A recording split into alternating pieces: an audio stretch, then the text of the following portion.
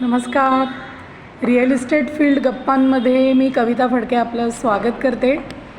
आधी जे माझे व्हिडिओज बघतायत त्यांचं स्वागत आणि नव्याने जे जॉईन झाले असतील त्यांचं पण स्वागत. आणि जास्तीत जास्त लोकांपर्यंत तुम्ही हा व्हिडिओ किंवा हे चॅनल पोचवा, म्हणजे जास्तीत जास्त लोकांना रिअल इस्टेट फील्डबद्दल माहिती मिळेल. किंबहुना मी असं म्हणेन की ॲक्च्युअल रिॲलिटी कळेल. सो माझं चॅनल नक्की सबस्क्राईब करा, मित्रमैत्रिणींना पाठवा, कलिग्सना पाठवा. आजच्या आपल्या गप्पांमध्ये मी तुम्हाला थोडंसं रिअल इस्टेटचं माझी जर्नी कशी स्टार्ट झाली ते सांगणार आहे. ड्रीम असं माझं म्हणजे प्रत्येकाचं ड्रीम असतं की आपल्याला काय व्हायचं आहे पुढे. खरंच ते कळतं असं नाही त्या वयामध्ये, पण मला एअर होस्टेस व्हायचं होतं. पण त्यावेळेला परिस्थितीमुळं मी ते शिकू शकले नाही. पण त्यावेळेला पर्सनॅलिटी आणि कम्युनिकेशन स्किल माझ्याकडे होतं, तर काय करायचं. मग माझ्या वडिलांनी मला टेलिफोन ऑपरेटिंगचा कोर्स करायला सजेशन दिलं आणि समोरूनच एकांकडनं ती संधी पण मला मिळाली की चांगल्या इन्स्टिट्यूटमध्ये मी टेलिफोन ऑपरेटिंगचा कोर्स केला आणि मी पहिली आले त्या इन्स्टिट्यूटमध्ये.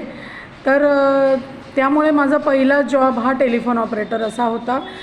तब्बल 5 वर्ष मी या फील्डमध्ये काम केलं आणि सक्सेसफुली ते केलं. बोलण्यावरचं प्रभुत्व किंवा व्यक्तिमत्व आणि इंटरॅक्शन करण्याची जी माझी पद्धत आहे त्याच्यामुळे मी सक्सेस झाले त्याच्यामध्ये. पण त्याच्यामध्ये काही ग्रोथ नव्हती किंवा पुढे प्रमोशन नव्हतं. म्हणजे तुम्ही आता एक्झिक्युटिव्ह आहात, मग मॅनेजर झालात, पुढे डिरेक्टर झालात, अशा कुठल्या पायऱ्या टेलिफोन ऑपरेटिंग किंवा रिसेप्शनमध्ये नसतात. त्याच्यामुळे माझा तो विचार एक सारखा चाललेला होता की आपली ग्रोथ कशी होणार नाही का, आपल्याला आयुष्यभर टेलिफोन ऑपरेटर म्हणून जॉब करायचा आहे का, तर नाही. कारण का आपल्या दैनंदिन गरजा या वाढत जातात. लग्न झालं, मुलं झाली, मुलांच्या गरजा वाढल्या, तर त्या सगळ्यामध्ये आपल्याला आर्थिक पण पाठबळ लागतं. त्यामुळे मग मी विचार तो करत होते की कुठल्या अपॉर्च्युनिटीज आपण ग्रॅब करू शकतो. आणि त्याच वेळेला नेमका मला माझ्या पहिल्या कंपनीतल्या साहेबांचा फोन आला आणि त्यांनी मला ऑफर दिली की आपण रिअल इस्टेट फर्म करतो आहे सुरू आणि तुला सेल्स एक्झिक्युटिव्ह म्हणून काम करायला आवडेल का, कारण तुझ्यामध्ये ते गुण आहेत असं त्यांनीच मला सांगितलं. आणि मी अगदी पडत्या फळाची आज्ञा आणि मी खूप रिस्पेक्ट करत होते त्यांना. सो हीच एक संधी आहे म्हणून मी लगेचच जॉईन होते असं सांगितलं. 1 महिन्याचा माझा आधीचा नोटीस पिरियड पूर्ण करून मी त्या रिअल इस्टेट कंपनीमध्ये जॉईन झाले.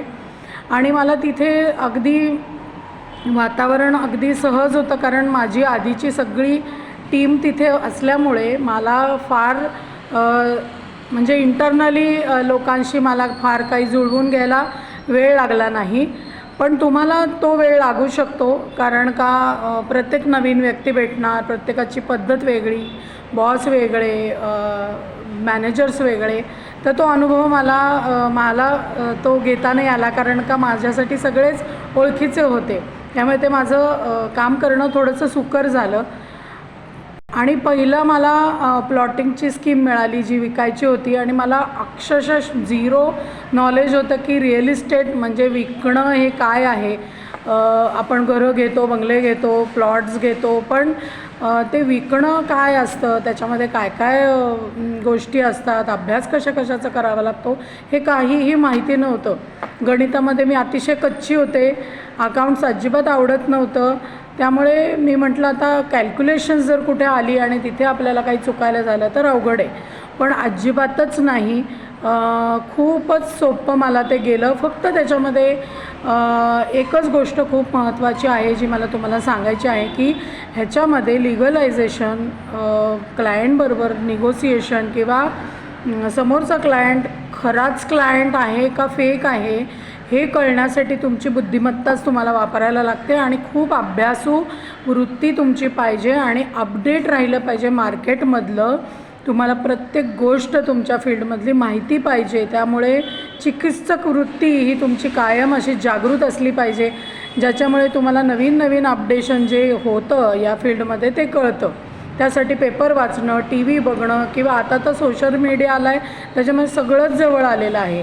त्यामुळे आत्ताच्या तुमच्या पिढीला किंवा आत्ता ज्या महिला याच्यामध्ये येऊ इच्छित आहेत त्यांना तर खूप सोपं झालेलं आहे. आमच्या वेळेला काहीही नव्हतं हे, किंवा त्यावेळेला रिअल इस्टेटचे कुठले कोर्सेसही नव्हते, यूट्यूब नव्हतं, काहीच नव्हतं. म्हणजे मी सुरुवात जेव्हा केली तेव्हा फोनसुद्धा नव्याने आलेले, मोबाईल वगैरे, त्याच्यामुळे खूप कमी होतं सोशल मीडिया किंवा हे.